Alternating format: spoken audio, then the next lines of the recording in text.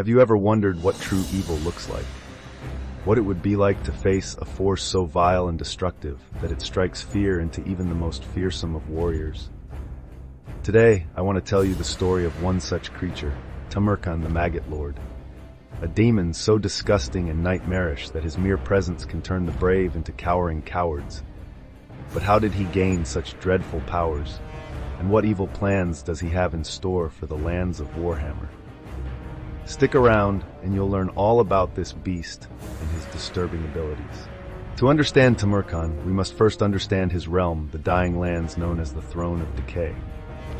Once a verdant kingdom, it was corrupted by dark magic and now lay stricken by plague and ruin. Its people live in misery, doomed to suffer a slow, agonizing death. At the heart of this blighted wasteland sits Tamurkhan, feeding off their suffering to strengthen his ghastly sorcery.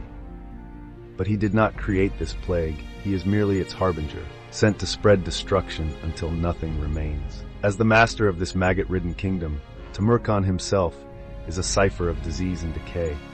His flesh is rotten and infested with worms, his eyes glow with unnatural power, and he is never alone. He commands hordes of twisted servants, from massive insects to shambling corpses. With a mere gesture or thought, he can unleash plagues and curses upon those who oppose him. His magic poisons both body and soul, eroding even the strongest of wills. And in battle, he wields a scythe that infects with a single cut. In the face of such a foul being, who could possibly stand against the full force of the Throne of Decay? It seems the grand nations of the old world now face their greatest challenge yet in the form of Tamurkhan and his plagues. The Empire, Bretonia, Kislev, all will be tested as his corruption spreads. But there may be those brave and skilled enough to resist. Great lords and battle-hardened armies who hold fast against the swarming hordes of the unliving. Mages powerful enough to concoct elixirs, warding off disease. And perhaps somewhere out there lies the key to unlocking Tamurkhan's vulnerabilities and reversing his foul enchantments. The quest to save the realms of men has begun. Will good finally triumph over ultimate evil? Tamurkhan's plagues have now taken hold across the Northern Empire.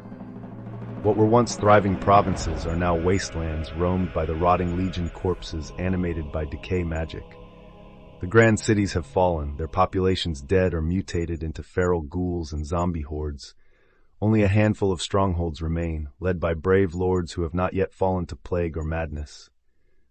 But not all hope is lost. Word spreads of a powerful spellcaster in Middenheim who may know the secrets to slowing the spread of disease. And deep in Nordland, forces gather for a final stand if they can hold out long enough for reinforcements to arrive.